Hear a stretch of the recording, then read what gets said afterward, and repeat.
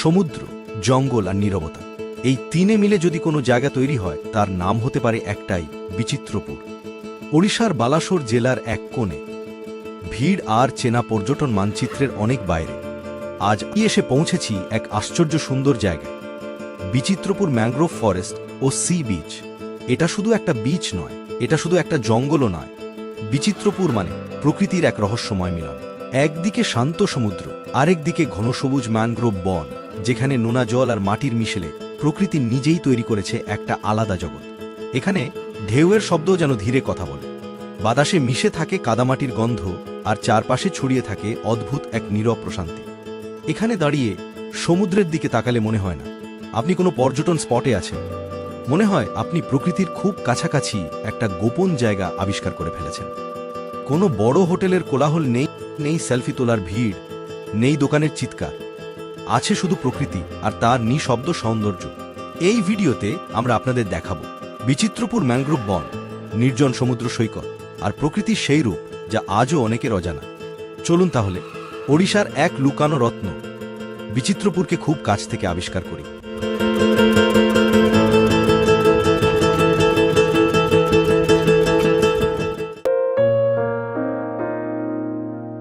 বিচিত্রপুর আসতে গেলে আপনাকে প্রথমে দীঘা আসতে হবে, তারপর একটি গাড়ি বা অটো রিজার্ভ করে আসতে হবে। দূরত্ব মাত্র 13 কিলোমিটার। তবে একটা অসুবিধা আছে, এই বিচিত্রপুর আসতে গেলে আপনাকে জোয়ার ভাটার সময় দেখে তবে আসতে হবে। এটি হলো বোটিং পয়েন্ট যাওয়ার রাস্তা। এই রাস্তা ধরে সোজা সামনের দিকে এগিয়ে আসুন। কিছুটা সামনে এগোলেই একটা বড় সড়ো মাঠ পড়বে। মাঠের একদিকে গোটা দুয়েক খাবারের হোটেল, আর একদিকে গোটা কত টুপি, সানগ্লাস, ঘর সাজানোর জিনিসের দোকান। মাঠের এক কোণে আছে মস্ত বড় গাড়ি পার্কিং এর জায়গা, আর এর ঠিক পাশেই আছে টিকিট কাউন্টার। এবার আসি আসল কথায়। বলছিলাম না জোয়ার ভাটার কথা। বিচিত্রপুর ম্যানগ্রোভ ফরেস্ট আর সমুদ্র সৈকত দর্শন করতে গেলে আপনাকে স্পিডবোট করে মোহনার কাছে যেতে হবে। ভাড়া নেবে জনপ্রতি 200 টাকা করে। এই স্পিডবোটের পরিষেবা একমাত্র জোয়ারের সময় চালু থাকে। তাই বলবো, জোয়ার শুরু হওয়ার অন্তত আধা ঘন্টা আগে বিচিত্রপুর পৌঁছে যান, তাহলে জায়গাটা সম্পূর্ণ এক্সপ্লোর করতে পারবেন। টিকিট কেটে সামনের দিকে এগিয়ে আসুন নদীর ঘাটের দিকে। দূরত্ব 500 মিটার মতো হবে। যাওয়া রাস্তা কিন্তু দুর্দান্ত। জোয়ারের সময় রাস্তার দুই দিকে জলে টইটম্বুর হয়ে যায়। প্রসঙ্গত বলে রাখি, আমরা জোয়ারের শেষ সময় গিয়েছিলাম।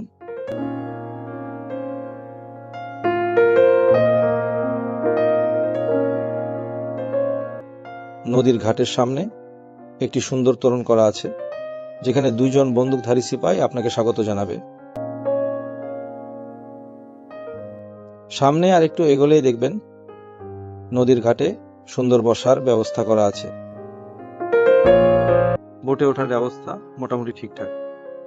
আর ঘাটের আশপাশ এত সুন্দর, শান্ত, নিরিবিলি যে এখানে বসে থাকতে ইচ্ছা করবে।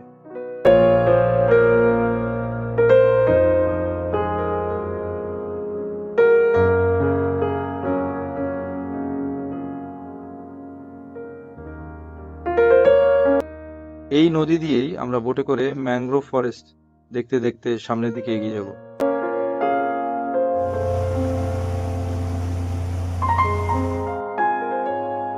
কি ভাবছেন, হঠাৎ করে সুন্দরবন চলে আসলাম নাকি? ভাবনাটা একেবারে ভুল নয়। এক ঝলক দেখলে সুন্দরবন মনে হতে বাধ্য। সেই বোটে করে যাওয়া, দুই দিকে সুন্দরী গরান, কেওয়া গাছের জঙ্গল, মাঝে মধ্যে সরু সরু খাড়ি ভিতর দিকে চলে গেছে, একদম সুন্দরবনের পরিবেশ। সুন্দরবনের মতো বাঘমামার ভয় হয়তো নেই, কিন্তু আশেপাশের পরিবেশ একদম সুন্দরবনের জেরক্স কপি। সেই বোটে করে যাওয়া, পশু পাখি দেখতে দেখতে যাওয়া, এইসব দেখতে দেখতে কখন যে আপনি 2 কিলোমিটার দূরবর্তী ম্যানগ্রোভ ফরেস্টের নামার জায়গায় চলে আসবেন তা টের পাবেন না। নামার জায়গায় কিন্তু কোনো ঘাট করা নেই। সাবধানে নদীর পাড়ে নামতে হবে। যেখানে নামাবে সেই জায়গা থেকে একটু সামনে এগিয়ে আসুন। প্রথমেই দেখবেন নদীর ধারে গাছে দোলনা ঝোলানো আছে, বসার ব্যবস্থা করা আছে।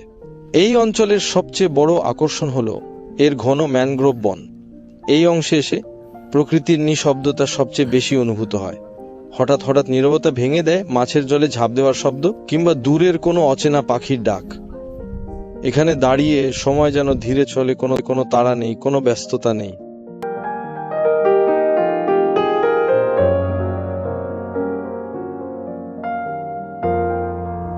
বিচিত্রপুরের এই অংশে সূর্যের আলো আলাদা রকমের।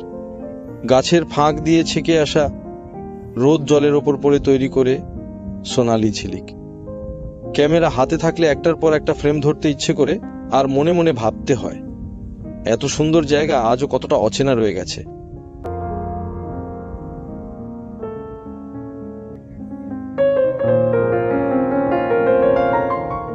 এই সমস্ত জায়গায় জোয়ারের জল উঠে আসে, চারিদিকে তখন জলার জল। কিন্তু আমাদের সেই সৌভাগ্য হয়নি। যে বললাম না, আমরা ভাটা শুরু হওয়ার মুহূর্তে রওনা দিয়েছিলাম, যার কারণে এই সুন্দর নিরিবিলি নিস্তব্ধ জায়গায় বেশিক্ষণ থাকার সৌভাগ্য হয়নি।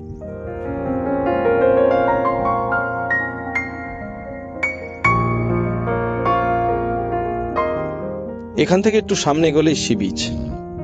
ইচ্ছা থাকলেও যাওয়ার উপায় নেই, কারণ ভাটার সময় নদীতে জল একদম থাকে না বললেই চলে। ইচ্ছা না থাকলেও মনে অপূর্ণ আশা নিয়ে আমরা তাড়াতাড়ি ফেরার পথ ধরলাম। তাও আমাদের ভালোই দেরি হয়ে গিয়েছিল, দুই দিকে নদীর চড়া ভালোই জেগে উঠেছিল। নদীর তীরে জেলেরা তখন মাছ ধরতে ব্যস্ত। জল এতটাই কমে গিয়েছিল যে যাওয়ার সময় যে নৌকা নদীর মাঝখানে ছিল, সেই নৌকায় দেখি চড়াতে উঠে বসে আছে। শেষ 500 মিটার মতো ফিরতে আমাদেরও খুব বেগ পেতে হয়েছিল। নদীর চড়াতে আমাদের বোট আটকে গিয়েছিল। তখন বোটের সামনের দিকে সবাই দাঁড়িয়ে কোনো ক্রমে বোটটাকে পার পর্যন্ত নিয়ে আসা হয়। আর একটু দেরি হলেই আমাদের 4-5 ঘন্টা নদীর চড়ে আটকে থাকতে হতো। যে নদী দিয়ে আমরা ফিরেছি তার অবস্থা একবার দেখেন, যেন মনে হচ্ছে কোনো কাদামাটির মাঠ। আর একটা গুরুত্বপূর্ণ কথা, যাওয়ার সময় অবশ্যই সঙ্গে করে শুকনো খাবার ও জল নিয়ে যাবেন। ওখানে গিয়ে কিন্তু কিচ্ছুটি পাবেন না। যাওয়ার সময় তাড়াহুড়ো থাকার জন্য আশপাশটা ভালোভাবে দেখতে পারিনি। চলুন আশপাশটা ঘুরে দেখে নিই।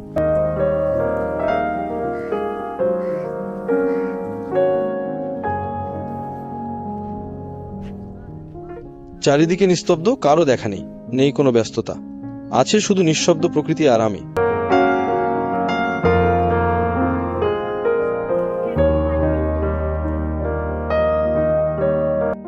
ম্যানগ্রোভ ফরেস্ট দেখে এবার চলুন ইসকন মন্দিরের উদ্দেশ্যে। যাওয়ার পথে রাস্তায় পড়বে মস্ত বড় ঝায়ের বাগান।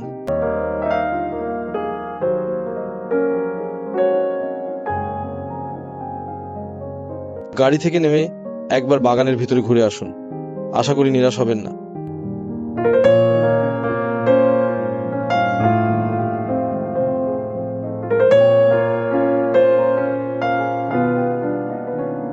বাগানটি রাস্তা থেকে বেশ খানিকটা উপরে হওয়ার কারণে পাহাড়ি এলাকার জঙ্গলের ফিলিংস আসতে বাধ্য।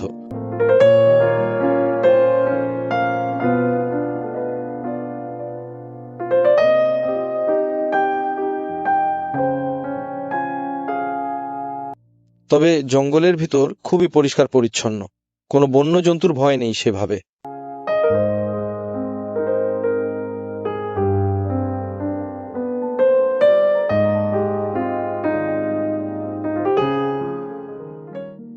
এবার চলুন রওনা দিই 2 কিলোমিটার দূরে অবস্থিত ইসকন মন্দিরের উদ্দেশ্যে।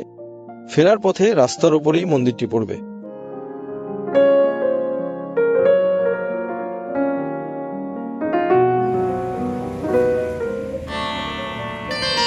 বালাসোর জেলার বিচিত্রপুরের ইসকন মন্দির।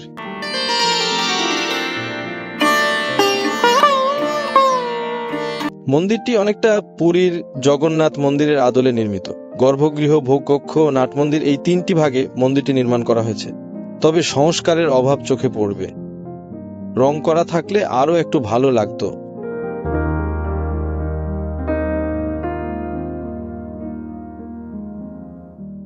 এটি হলো মন্দিরের সিংহদুয়ার। এটি মন্দিরের মূল প্রবেশ পথ। আমাদের যেহেতু দেরি হয়ে গিয়েছিল তাই মন্দির বন্ধ ছিল।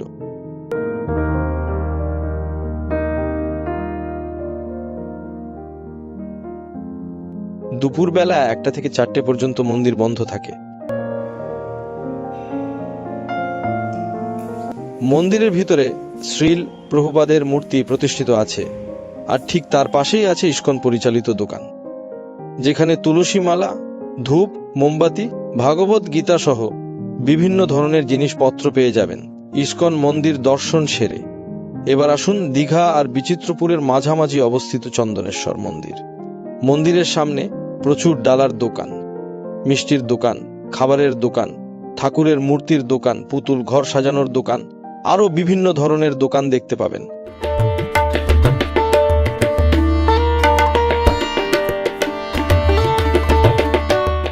মন্দিরে প্রবেশ করার জন্য 4টি তোরণ করা আছে, যে কোনো একটি দিয়ে মন্দির চত্বরে প্রবেশ করুন।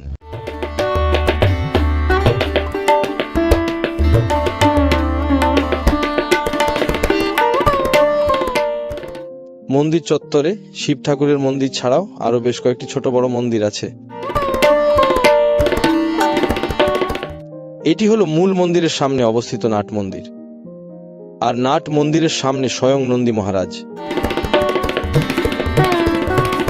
তাহলে চলুন বাবার আশীর্বাদ মাথায় নিয়ে আসি। নাট মন্দিরের ভিতর দিয়ে সোজা মূল মন্দিরের দিকে চলে আসুন।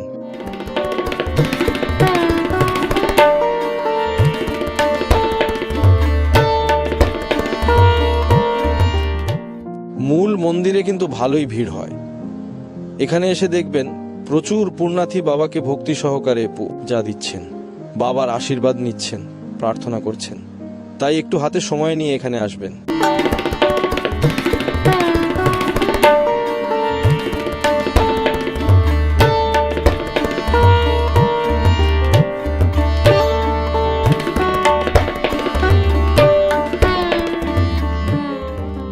পূজা দিয়ে বাবার আশীর্বাদ মাথায় নিয়ে বাইরে বেরিয়ে আসুন। দেখবেন চাতালে অনেক দোকান পসরা সাজিয়ে বসে আছে, আর একদিকে আছে একটা ছোট মন্দির। দুপুরবেলা তাই মন্দির বন্ধ ছিল। মন্দিরের ঠিক সামনেই রয়েছে মস্ত বড় একটা পুকুর। এই পুকুরেই স্নান করে ভক্তরা বাবাকে পূজা নিবেদন করে থাকে।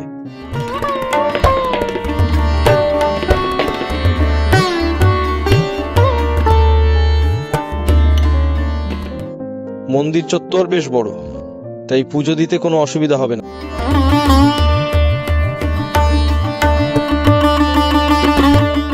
হর হর মহাদেব, জয় বাবা চন্দনেশ্বর।